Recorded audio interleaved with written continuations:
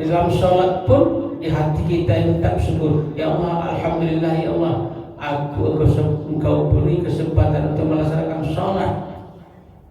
Nah, jangan kamu ucapkan itu kalau hati-hati ini tidak ada rasa syukur, hanya rasa kufur yang ada.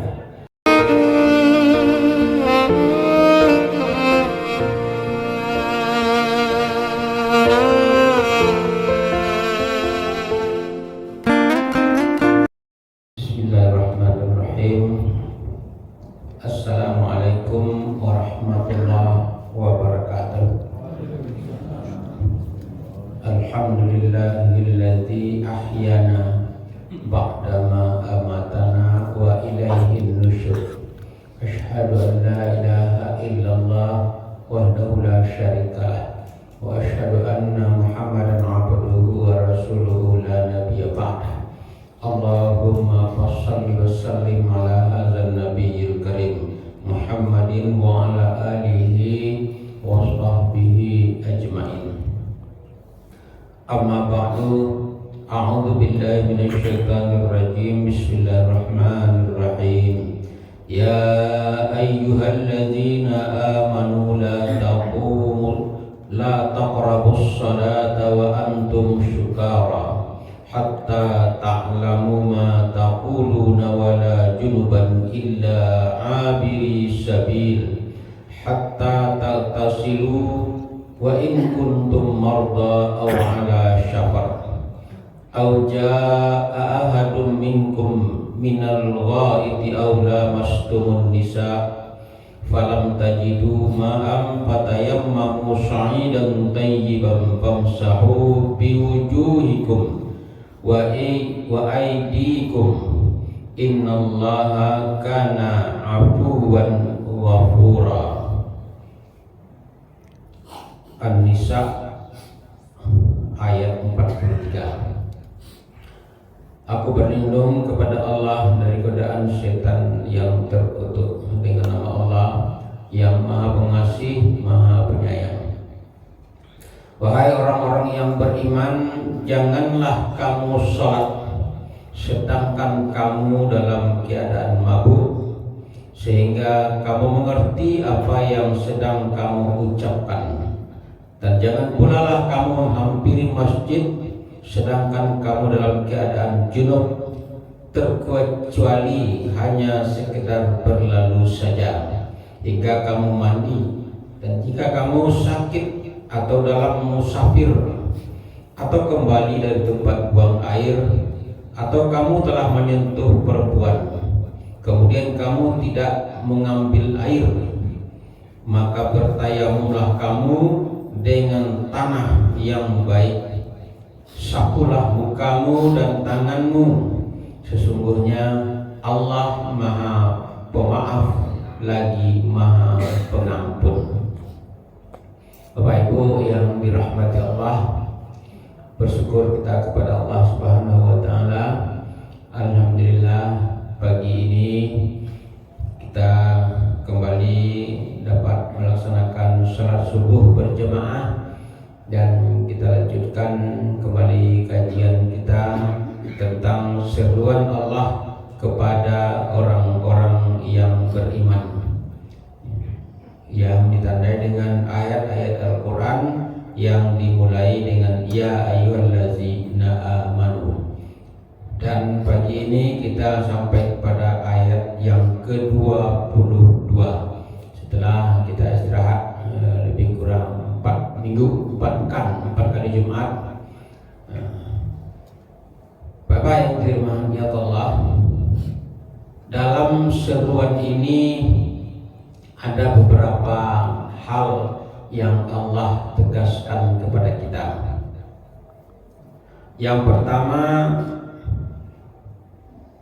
dilarang sholat kalau dalam keadaan mabuk. Ya, dilarang sholat dalam keadaan mabuk. Bapak yang dirahmati Allah, ayat ini diturunkan dari Abdurrahman dari Ali bin Abi Thalib berkata, ketika Abdurrahman bin Auf selesai membuat sebuah persiapan makan,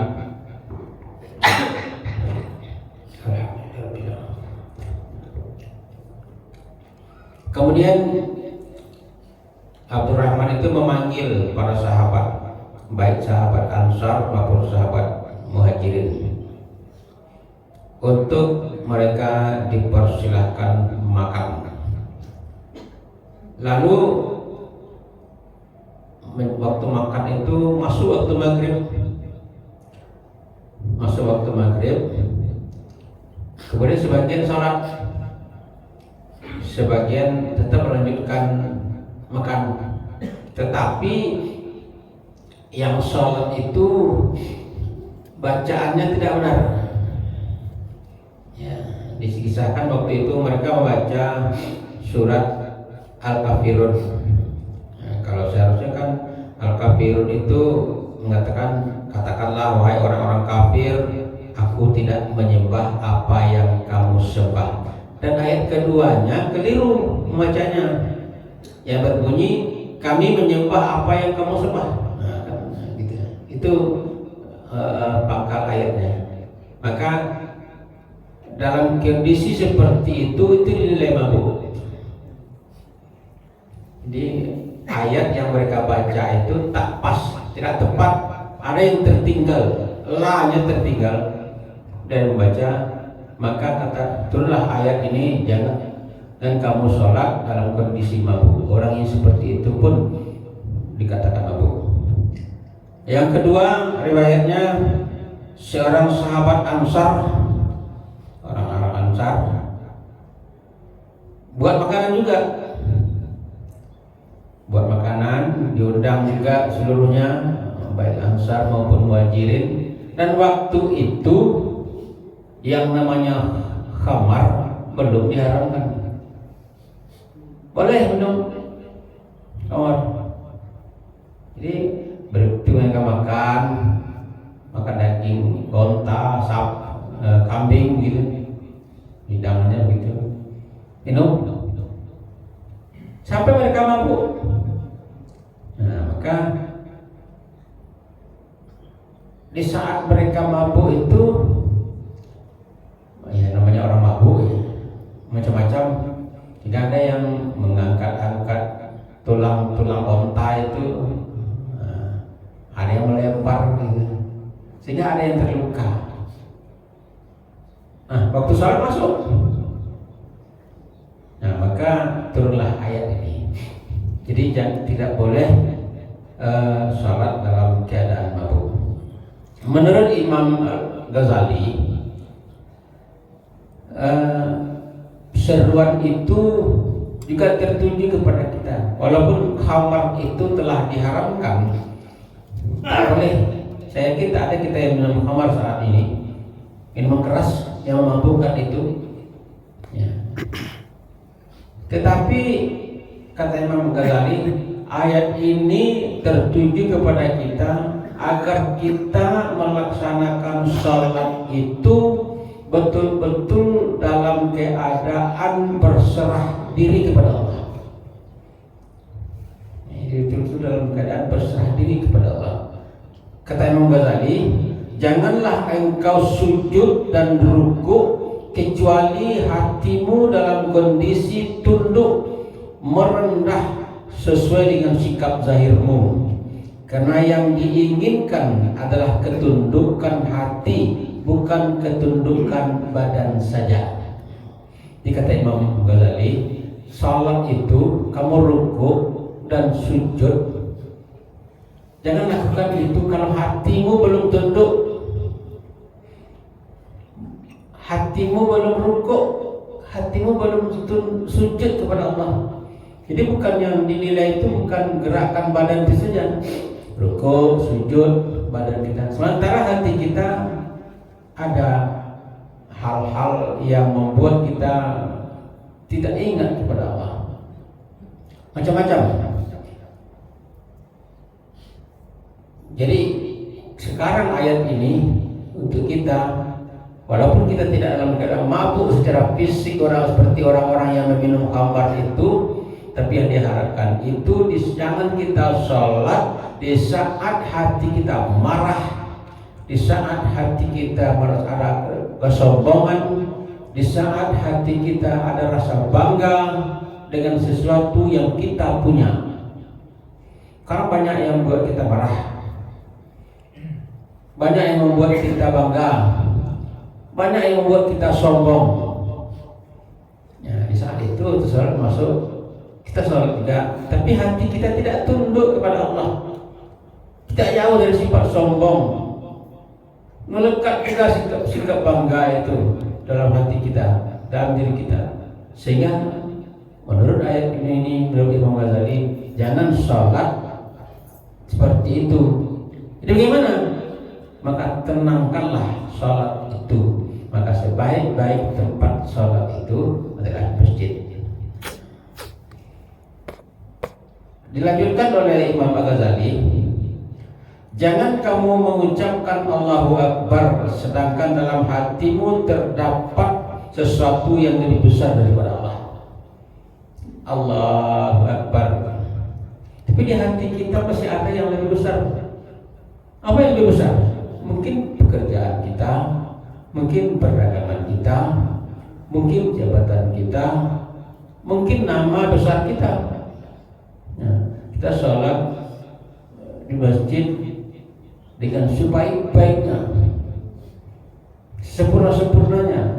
Agar apa? Agar kita bangga dilihat orang lain bahwa kita sholatnya hebat. Kalau jadi imam, di saat bacaannya dijaharkan, Alhamdulillahi Rabbil Alamin, panjang gitu. Tetapi di saat bacaannya syir, kan itu kita sholat isya 2 rakaat jahar, 2 rakaat syir. Di saat rakaatnya syir, cepat bacanya, entah bagaimana bacanya. Orang jemaah, makanya kita lihat ada jemaah katakanlah imam sudah rukuk, mereka belum rukuk. Kenapa? Al-Fatihahnya belum sampai. Waktu bacaannya jahar tadi, wah bagus bacaannya, sempurna makhrajnya, tepat hurufnya. Di saat syir, entah bagaimana caranya, tahu kita. Nah, kita boleh seperti itu. Nah, begitu juga kita sholat. Di saat kita sholat di masjid, kita sempurnakan bacaan kita. Alhamdulillahirrahmanirrahim, ar-rahmanirrahim, maliki yaumiddin. Tapi saat kita sholat sendiri di rumah kita, 1 menit selesai. Nah, jangan begitu sholat kata Imam. Jangan ucapkan Allahu Akbar. Kenapa?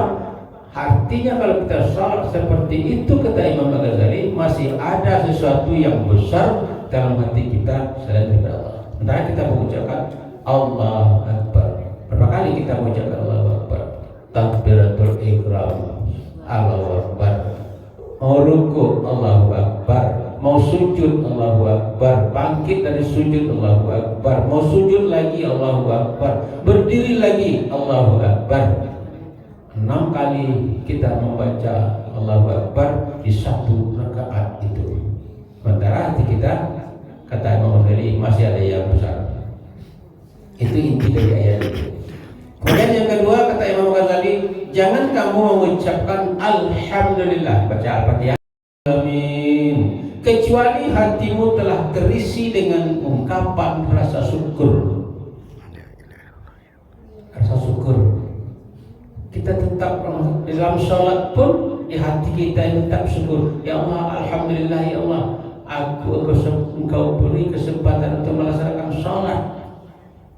Nah, jangan kamu ucapkan itu kalau hati-hati ini tidak ada rasa syukur, hanya rasa kufur yang ada, ingkar terhadap nikmat-nikmat Allah. Kenapa begitu? Karena ucapan Alhamdulillah itu adalah dialog seorang hamba dengan Sang Khalik. Maka kata Imam Ghazali, kalau di hatimu penuh dengan rasa syukur saat kamu mengucapkan Alhamdulillah, seolah-olah kamu akan mendengar jawaban dari Allah. Apa jawaban Allah? Hambaku telah memujiku, Maka di saat itu sesungguhnya kita diakui oleh Allah sebagai hambanya.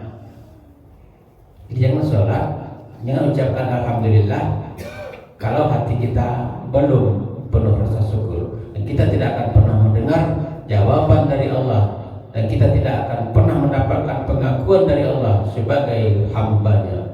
Hambaku telah memujiku. Begitu uraian dari ayat itu. Kemudian kata Imam Al-Ghazali, dilanjutkan oleh beliau, jangan kamu katakan Ar-Rahmanir Rahim kecuali hatimu telah dipenuhi oleh rasa kasih sayang. Rasa kasih sayang, jauh dari rasa benci, jauh dari rasa dengki, dari iri, khianat dan lain sebagainya, sifat-sifat penyakit hati itu.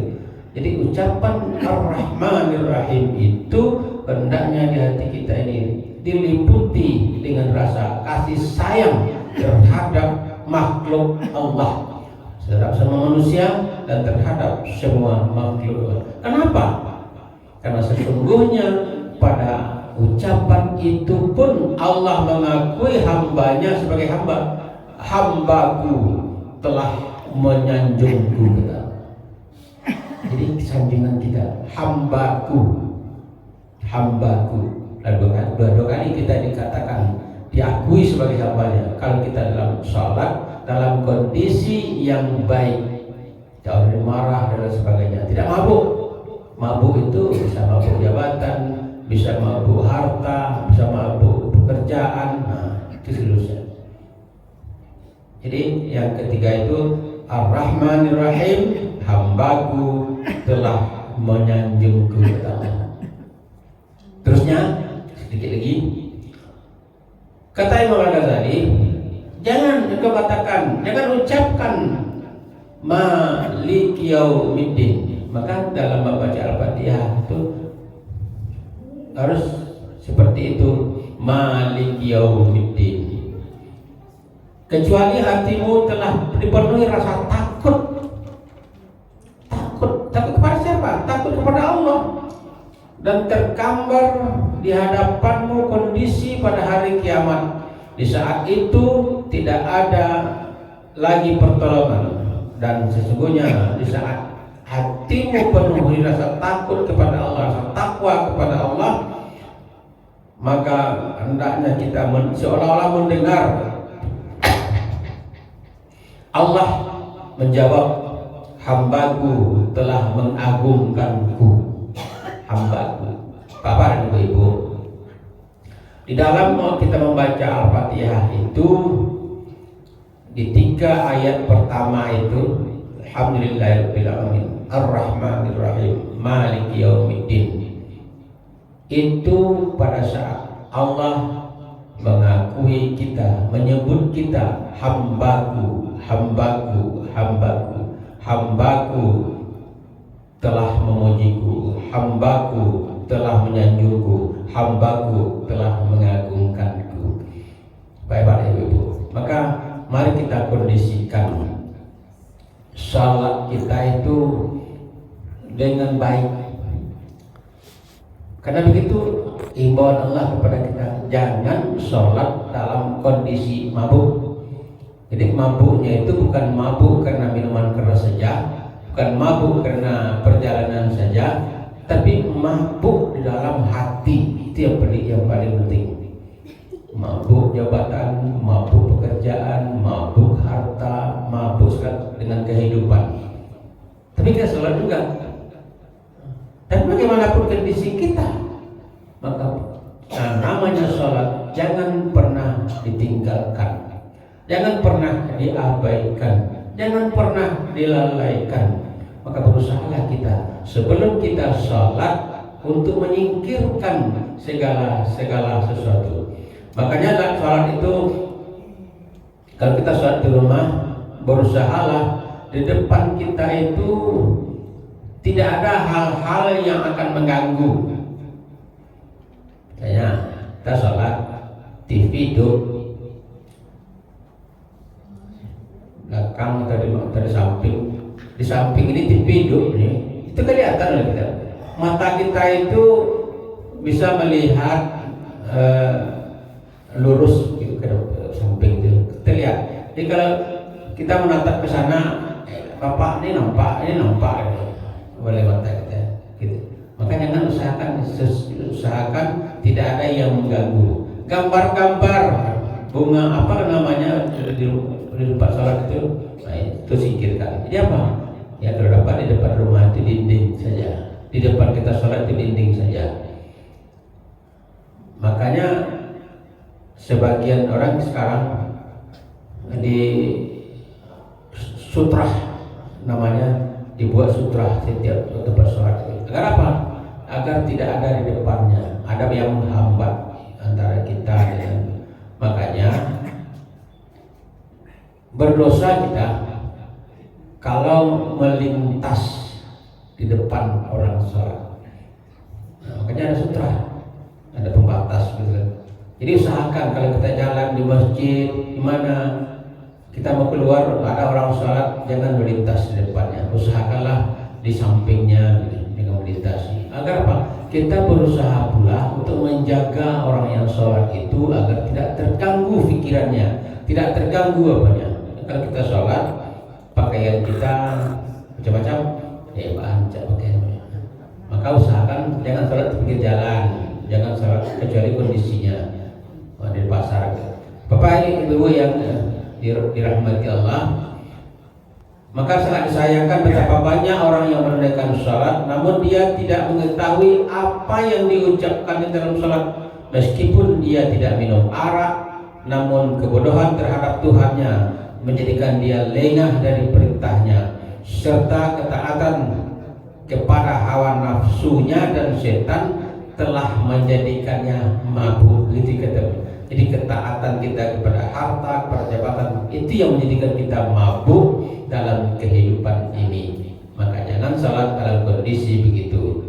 Maka diharapkan kepada kita, kalau kita akan melaksanakan salat di awal waktu, sehingga kita mampu untuk melakukan persiapan sedemikian rupa. Bapak Ibu yang dirahmati Allah, dalam ayat ini ada lagi hukum yang kedua, yaitu tentang pelaksanaan tayamum. Tapi yang inti dari ayat ini dikatakan, ya ayyuhallazina amanu wa la taqrabus shalah